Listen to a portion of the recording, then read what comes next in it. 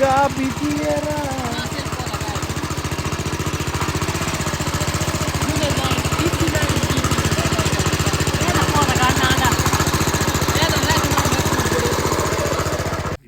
नहीं बढ़ेगा, अब आपका ध्यान रखना आपने, क्योंकि आपके यहाँ पेन बढ़ने शुरू हो गया। क्यों, क्या चाचा क्या बोलते हैं आप?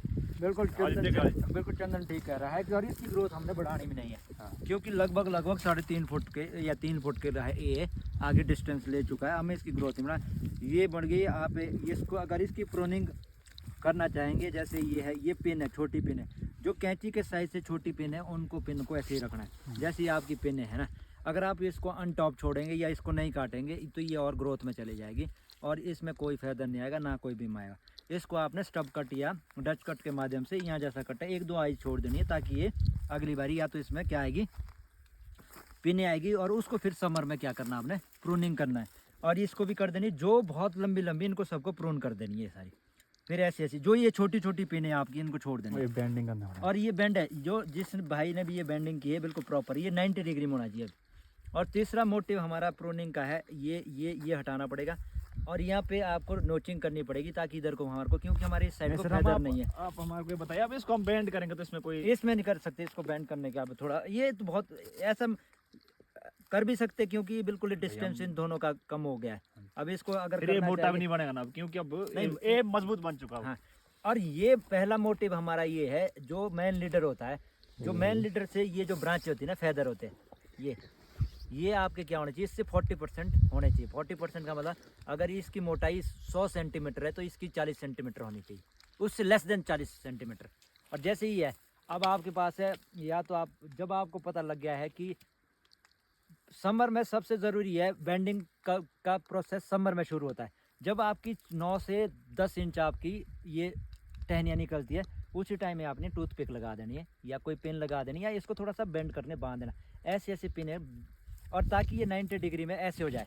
जब ये सीधी होगी तब आप बेंड कर सकते हैं, ऐसे भी कर सकते हैं, आप आगे भी सीधी भी छोड़ सकते हैं। जैसे हमारा मोटिव है फेदर को क्या करना है, फेदर को बिल्कुल ऐसे बनाना है, फेदर को ऐसे बनाना है। और जो अगर मान लो ये टहनी इससे मोटी हो जाती है, मान लो ये टहनी इससे मोटी हो जाती है, तो हमने इसमें क्या कर देना, इसको रिन्यूअल में डालना। रिन्यूअल का मतलब है कि 2-3 आंखों को छोड़ के आपने देखनी कौन सी आई स्ट्रॉन्ग है, वहाँ पे कट लगा के, ताकि इसमें बीक ब्रांच आ जाए। और बीक, इसको बीक में डालना, इसको ये सबसे ज़रूरी, इसको हमने स्ट्रॉन्ग बनाना है।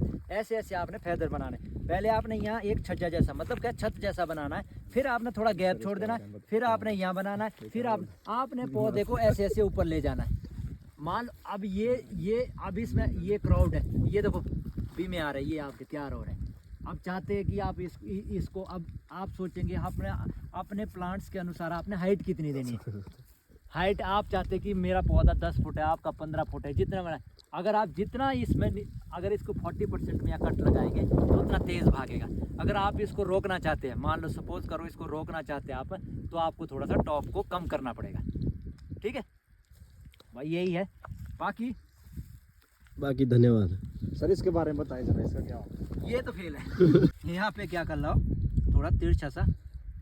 अब देखो कलमों का भी 2-3 तरीका है। एक कलम हो सकती है आपकी, इसको तिरछा सा कट लगाए, जो स्किन होती है ना, आपने कलम को, हमारे पास चाकू होगा ना, तो क्या करनी, जो कलम होगी हमारे को, उसको ना ऐसे छीलना आपने, ठीक है, पतला बनाना है, और इसका छोट छिलका निकालना आपने ना, ऐसे कट लगाना है, चाकू थोड़ा शार्प होने से, और उसको फिर क्या करना, थोड़ा खोलना है और उस कलम को उसके अंदर सेट कर देना है।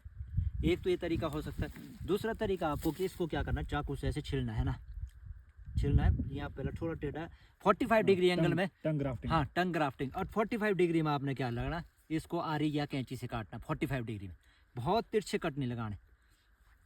फिर क्या कर देना, आपने कलम को बनाना है और उसको क्या कर देना, जब बनाएंगे आपको उसको बीच से ऐसे करना, जो अंदर का एक हम पहाड़ी भाषा में भी शायद पता नहीं, एक गुदा कहते हैं, जैसे गोद हो ना, उसके अंदर होता है वो, है उसको नहीं, उसको छिलना नहीं, उसको उसके साथ ही रहने देना। अगर जिस ग्राफ्टिंग में वो रह गया ना, वो तो वो उसको क्या कर देना, उसके अंदर बिल्कुल, जो ये आपकी, जब वो खोलेंगे इसको ना, अब हमारे पास यहाँ सिस्टम नहीं है कुछ ना, जब उसको खोलेंगे तो ऐसे कलम सेट करेंगे, और जो इसकी स्किन होगी उसकी स्किन से क्या कर देना आपने, उसको मिला देना है, और यहाँ से चाकू से कट कर लेना है, और इसको रैप कर देना है, बिल्कुल टाइट करना, ताकि इसमें हवा ना जाए, और फिर जैसे जैसे कलम बढ़ेगी आगे कलम को थोड़ा ढीला कर देना है, बाकी उसके साथ धीरे धीरे, क्योंकि हमारे क्षेत्र में हवा बहुत चलती है और उसके साथ स्पोर्टें लगानी है। जैसे बताइए चंदन जी, ये देखिए ऐसे आपने डंडे लगाने हैं। मान लो ये कलम की है, आपकी कलम जैसी ग्रोथ है, इसको धीरे धीरे जैसे जैसे कलम बढ़ेगी आप बांधते रहना ऊपर ऊपर, और नेक्स्ट ईयर आप उस कलम को खोल देना है। और फिर कलम का भी ग्रोथ चेक करना है। मान लो अगर इसको मैंने रखना है, क्योंकि ये मेरा प्लांट है, इसमें ना कोई फेदर, अगर मान लो इस प्लांट को अभी ऐसा तो हमारा इस बार इसका विचार है कि इसको हमने हटाना है क्योंकि एक थोड़ा ख़राब होगा। अगर मान लो इस प्लांट को हमने तैयार करना है तो हम पहला कट कहाँ लगाएंगे, चंदन बताएंगे आपको कहाँ लगाएंगे चंदन जी, क्योंकि हमें अभी इसमें ना फेदर है, मान लो अभी इसमें कट लगाएं तो हम इसमें कट लगाएंगे, ठीक है, कमर के ग्रोथ है तो कमर से थोड़ा ऊपर यहाँ पे हम इसको कट लगाएंगे। जब ये 40 ये मतलब ये पूरा इसका ये 40% में कट लगाएंगे, 40% में कट लगाएंगे तो अगली नेक्स्ट ईयर ये क्या प्लांट है ग्रोथ में चला जाएगा। फिर उसके नेक्स्ट ईयर क्या करेंगे हम, फेदर निकालने का। फेदर 2-3 तरीके से निकलते हैं, जैसे ये ऑटोमेटिकली आपके फेदर निकले, ठीक है। और दूसरा तरीका फेदर निकालने का है नोचिंग। नोचिंग का जो सबसे सही तरीका है वो आपका है मार्च अप्रैल में, ठीक है। कई फरवरी में भी करते हैं, एंड ऑफ द वीक फरवरी में करते हैं, मार्च में सबसे बढ़िया तरीका है। जैसे हमारे लो हाइट है मार्च में करनी चाहिए, मार्च या अप्रैल में भी कई हाइट के लोग अप्रैल में करते हैं, पर हमारे मार्च की पीजीआर से फेदर निकलते क्या, पीजीआर से फेदर है, लेकिन नोचिंग तो करनी पड़ती है। लेकिन हमने ज़्यादा केमिकल पे नहीं जाना, हमने सिस्टम को अपने आप में, ऐसा होता ना कि अगर मान लो मैं जैसे मेरा स्वभाव है, मेरा शरीर है दुबला पतला हूँ मैं, ठीक है। अगर मेरे को डूस के वो खिलाया जाएगा, प्रोटीन खिलाया, कुछ दिन हो सकता है मैं फूल जाऊँ, कुछ दिन में मोटा हो जाऊँ, फिर अगर उस प्रोटीन को मैं छोड़ दूंगा तो मैं उसी सिस्टम में आ जाऊंगा अपने जैसे मैं था। इस ऐसा ही प्लांट है, जब आप पीजीआर दोगे, ज़्यादा केमिकल जाओगे, थोड़े दिन तो प्लांट बहुत खुलेगा, फिर प्लांट उसी स्टेज में वापस आ जाता है। यही प्रोसेस है प्लांट का और इंसान का भी। तो इसलिए जो नेचर है, नेचर के साथ ज़्यादा भी छिड़ा। हाँ, जितना सबसे ज़रूरी है कि आपको अपने सॉइल की टेस्टिंग करवाना है। बिना सॉइल टेस्टिंग के अपने बगीचे में कुछ भी ना डालें। मैं तो सभी बागवानों से यही सलाह दूंगा कि बिना टेस्टिंग, सॉइल टेस्टिंग के बगीचों में कुछ भी नहीं डालना। जब आप सॉइल टेस्टिंग करेंगे, सरकारी में आप सॉइल टेस्टिंग करवा सकते हैं, जैसे नौणी विश्वविद्यालय वहाँ आप करवा सकते हैं। कुछ प्राइवेट एजेंसियाँ हैं, जैसे रोडू में भी मैंने सुना है वहाँ भी है, हमारे छोटे भाई नितेश कह रहे थे नेरवा चौपाल में, वहाँ भी शायद होगी, लेकिन सॉइल टेस्टिंग कराना तभी आप खाद डालनी। और जैसे आजकल है बहुत ड्रॉट एरिया है, विंटर में ऐसे आजकल तौलिए बनाने थे, लेकिन बहुत ड्रॉट एरिया है इस टाइम, ना तो कोई किसान भाई तौलिए बनाए, ना ही कोई किसान भाई कटिंग प्रूनिंग करे, क्योंकि इस टाइम बहुत ही ड्रॉट हो चुका है। अब देखो जिस भी भाई का ये खेत है, तीसरी बात है जिसमें कमियां बता रहा हूँ मैं, ये बिल्कुल भाई ने ठीक किया है, थोड़ा बेंडिंग अच्छा किया है, देखो पेने निकल गई उसी पेने, इसमें आपको थोड़े कट करने पड़ेंगे। इस कटे अगर इसको आप कितना ले जाना चाहते हो उस हिसाब से आपने कट लगाना है। और चौथी बात है कि जिस भाई ने तौलिया बनाया था लास्ट ईयर ये, और ये बहुत गलत प्रोसेस है, ये तौलिया बनाने का जो तरीका था बहुत ही गलत है, उसने ये खाई जैसी बना दी इसको, ये तरीका बिल्कुल गलत है। अब क्या है कि ये मिट्टी बहुत चिकनी है, जब बरसात में पानी रुकेगा सारा पानी यहीं रहेगा, जिससे कि आपको जड़ सड़न भी हो सकता है।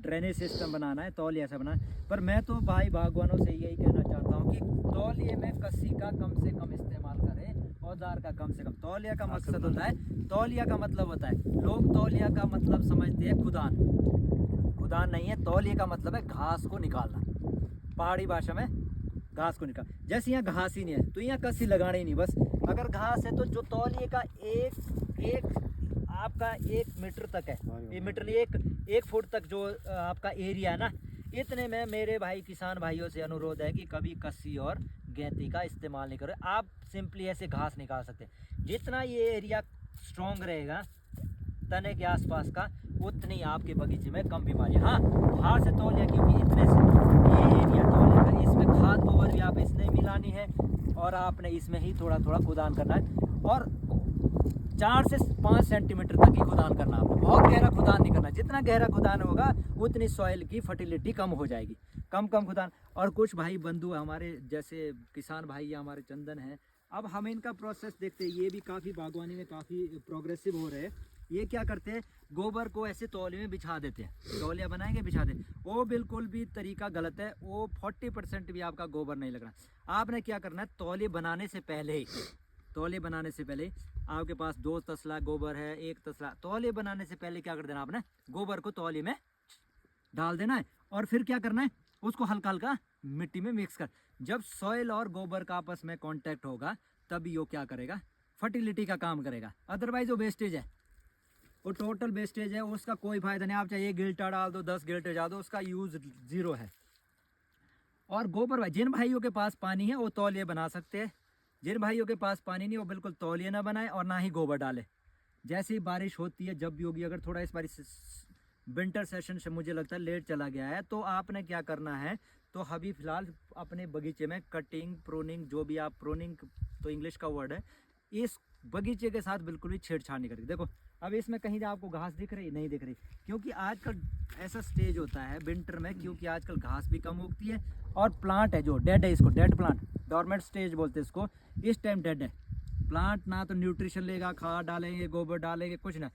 आजकल गोबर डालने का मकसद, पहला मकसद यही होता है ज़मीन को में नमी रखना, और जब वो धीरे धीरे मिक्स होते रहेगा, वो और मार्च अप्रैल मई जून तक ही क्या होता है, उसकी खाद बनती है, सड़ते रहती धीरे धीरे, इसलिए गोबर डालते हैं। अगर जैसे छोटे छोटे बगीचे हैं, ये छोटे छोटे पौधे हैं, तो इसमें जड़ों का विकास के लिए, जड़ों के विकास के लिए आप एसएसपी डाल सकते हैं। एसएसपी का मतलब है सिंगल सुपर फॉस्फेट, उसका आप यूज़ कर सकते हैं थल की मात्रा में। बाकी ऐसे पहाड़ों में ज़्यादा एसएसपी का यूज़ नहीं होता, क्योंकि पहाड़ों में ऑलरेडी सॉइल के अंदर ही एसएसपी पाया जाता है। ऐसे तो सारी मिनरल्स वो पाए जाते हैं, मिनरल्स होते हैं, फिर भी लेकिन हमने सॉइल टेस्टिंग, मैंने पहले ही कहा था, वीडियो आप बना रहे भाई जी को, मैंने पहले ही कहा था कि खाद तभी एक दूसरे को दे। इसने अगर पोटाश डाला, मैं पोटाश डाल, नहीं, आप अपने बगीचे का डॉक्टर खुद बने। अब जैसे हमारे चंदू भाई है, हमें भतीजा लगते हैं, ये चंदन है, बिल्कुल अपने बगीचे में रात दिन मेहनत करते हैं और अपने तरीके से करते हैं, और अपना बगीचा अपने तरीके से बनाओ, अपने सिस्टम में डालो। जो प्रैक्टिस आप अपने बगीचे में कर रहे हैं, ज़रूरी नहीं है कि पड़ोस वाला वो ही करे, आपका अपना तरीका है, किसी को फॉलो नहीं करो। सबसे आप साइंटिफिक तरीके से चलो, फॉलो करना अपने आप को, पढ़े लिखे सब है, सोशल मीडिया का ज़माना है, नेटवर्क का ज़माना है आजकल, यूट्यूब वगैरह में कुछ अच्छे। हाँ, एक महत्वपूर्ण जानकारी देना चाहता हूँ मैं आपको, यूट्यूब में बहुत सारे लोग फ्रॉड है, जो अपना धंधा करने के लिए हर कुछ बता देते हैं कि ऐसा ऐसा करो, ठीक है। तो आपने ये यूट्यूब को ज़्यादा महत्व नहीं देना है। हाँ, साइंटिफिक तरीके से गूगल पे सर्च करके कुछ अच्छे प्रोग्रेसिव किसान भी है, जिनको आप देख के अच्छी बागवानी कर सकते हैं, पर लेकिन अपने बगीचे का डॉक्टर आप खुद बनना है। चंदन हमारे भतीजा है, ये जब भी हम इनको बागवानी करते हुए देखते हैं, तो इनका यही सबसे बड़ा तरीका है कि अपनी किसानी अपने तरीके से करते हैं। बस हमने इनको एक ही सलाह देनी थी, इनको काफ़ी नॉलेज हो गया है, धीरे धीरे सीख रहे हैं हमारी तरह। मैं भी सीख रहा हूँ, मैं बहुत बड़ा बागवान नहीं हूँ, मैं भी बगीचे लगा रहा हूँ, और ना ही मेरे पास अभी ऐसा बहुत बड़ा बाग है, लेकिन मैं भी सीख रहा हूँ, लोगों से सीखता हूँ, इंटरनेट से सीखता हूँ। कई मेरे भाई बंधु है, कुछ डॉक्टर जिन्होंने इसी क्षेत्र में डॉक्टरी की है, उनसे भी हमारा संपर्क रहता है। लेकिन चंदन भाई को भी हम एक ही सलाह देते हैं कि गोबर डालने का जो आपका तरीका है वो थोड़ा सा उसमें इम्प्रूवमेंट लाएं। बाकी तो हम क्या कहेंगे, जब इसकी प्रूनिंग करेंगे, जो भी भाई इसकी प्रूनिंग करेंगे हैं, जो भी भाई प्रूनिंग करेंगे, उस भाई को या तो चंदन से मिला दो, क्योंकि चंदन को भी काफ़ी नॉलेज आ चुका है। अगर हम ना हुए, क्योंकि हमें जब एक दूसरे भाई से, हम ऐसा नहीं करना कि अगर आप अपने बगीचे में अच्छा काम कर रहे हैं, आपने कहीं से सीखा है, कि दूसरे भाई को नहीं बताना अरे ये सीख लेगा इसका बगीचा, नहीं। हमारे वहाँ ये कल्चर है, पहले से ही हम पहाड़ के लोग ऐसे हैं, हम एक दूसरे को चीज़ें बताते ताकि एक दूसरे लोगों को भी क्या हो, फायदा हो, छुपानी नहीं चीज़ें।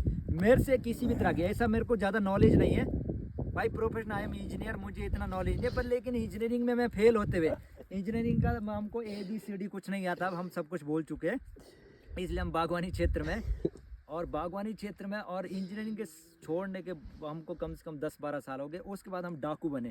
डाकू का मतलब होता